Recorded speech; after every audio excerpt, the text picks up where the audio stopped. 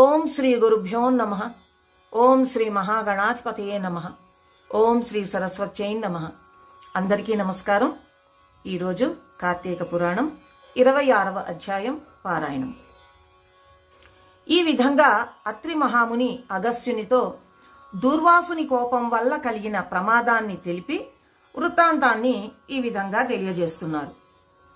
ఆ విధంగా ముక్కోపి అయిన దూర్వాసుడు భూలోకము, భువర్లోకము, పాతాళలోకము, సత్యలోకాలకి తిరిగి అన్ని లోకాలలోనూ తనని రక్షించేవారు లేకపోవడం వల్ల వైకుంఠమందున్నటువంటి మహావిష్ణువు దగ్గరికే వెళ్ళి, వాసుదేవ, జగన్నాథ, శరణాగత రక్షణ బిరుదాంకిత, రక్షించు, నీ భక్తుడైన అంబరీషునికి కీడు చేయదలిచిన నేను బ్రాహ్మణ్ణుగాను, ముక్కోపినై మహా అపరాధం చేశాను. నీవు బ్రాహ్మణ ప్రియుడవు. బ్రాహ్మణుడైన భృగు మహర్షి నీ వక్షస్థలం మందు తన్నినా సహించావు. ఆ కాలి గురుతు నేటికి నీ వక్షస్థలం మందున్నది. ప్రశాంత మనస్కుడవై అతనిని రక్షించినట్లే కోపంతో నీ భక్తునికి శాపమిచ్చిన నన్ను కూడా రక్షింపు. శ్రీహరి, నీ చక్రాయుధము నన్ను చంపవస్తూ ఉన్నది అని దూర్వాసుడు శ్రీమన్నారాయణుని పరిపరి విధాలా ప్రార్థించారు. ఆ విధంగా దూర్వాసుడు అహంకారాన్ని వదిలి తనని ప్రార్థించడం చూసి శ్రీహరి చిరునవ్వు నవ్వి, దూర్వాస, నీ మాటలు యథార్థములు. నీ వంటి తపోధనులు నాకు అత్యంత ప్రియులు. నీవు బ్రాహ్మణ రూపమున పుట్టిన రుద్రుడవి. కనుకనే నిన్ను చూచిన వారు 3 లోకాలందు కూడా భయపడకుండా ఉంటారా? నేను త్రికురణములచే బ్రాహ్మణులకు మాత్రము ఎట్టి హింసను కలిగించను. ప్రతి యుగమందు గో, దేవ, బ్రాహ్మణ సాధుజనులకు సంభవించే ఆపదలని పోగొట్టడానికి ఆయా పరిస్థితులకి తగిన రూపాలు ధరించి దుష్ట శిక్షణ, శిష్ట రక్షణ చేస్తాను. నీవు అకారణంగా అంబరీషుని శపించావు. నేను శత్రువుకైనా మనోవాక్కాయములందు కూడా కీడు తలపెట్టను. ఈ ప్రపంచమందు గల ప్రాణి సమూహమంతా నా రూపంగానే చూస్తాను. అంబరీషుడు ధర్మయుక్తంగా ప్రజాపాలన చేస్తున్నాడు. కానీ అటువంటి నా భక్తుని నీవు అనేక విధాలా దూషించావు. నీ ఎడమ పాదంతో తన్నావు.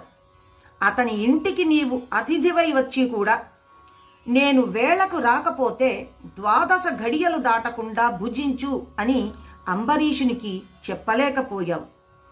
అతడు వ్రతభంగానికి భయపడి నీ రాకకై చూసి చూసి జలపానం మాత్రమే చేశాడు. అంతకంటే అతడు అపరాధం ఏమి చేశాడు? చతుర్వర్ణముల వారికి భోజన నిషిద్ధ దినములందు కూడా జలపానము దాహశాంతికి, పవిత్రతకు చేయతగిందే కదా.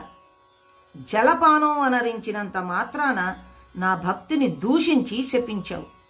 అతడు వ్రతభంగానికి భయపడి జలపానం చేశాడు, కానీ నిన్ను అవమానించుటకు చేయలేదు. నీవు మండిపడుతున్నా బ్రతిమాలి నిన్ను శాంతింపచేయడానికే చూశాడు. ఎంత బతిమాలినా నీవు శాంతింపనందున నన్ను శరణు వేడాడు. నేనప్పుడు రాజు హృదయంలో ప్రవేశించాను. నీ శాప ఫలము 10 జన్మలలో అనుభవిస్తాను అని పలికినవాడను నేనే. అతడు నీ వల్ల భయంచే నన్ను శరణు వేడుతూ ఉన్నాడు, కానీ తన దేహము తాను తెలుసుకునే స్థితిలో లేడు.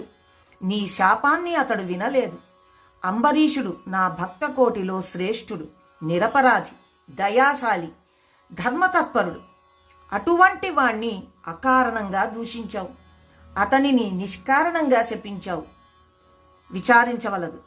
ఆ శాపాలన్నీ లోకోపకారానికై నేనే అనుభవిస్తాను.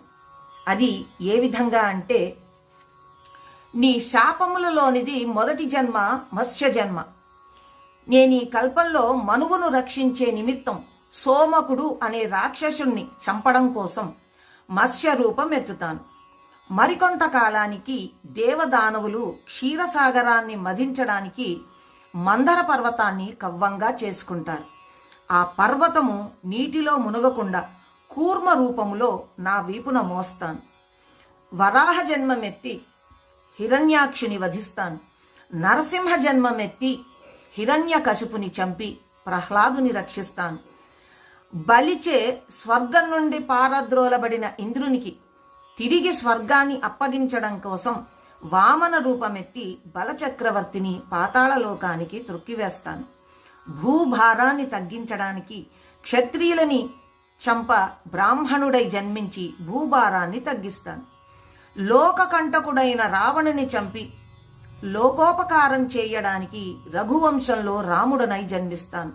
తరువాత యదువంశంలో శ్రీకృష్ణునిగా, కలియుగంలో బుద్ధుడుగా, కలియుగాంతమున విష్ణుచిత్తుడను విప్రుని ఇంట కల్కి అనే పేరున జన్మించి అశ్వారూఢుడనై తిరుగుతూ బ్రహ్మద్వేషులని అందరినీ మట్టుబెడతాను.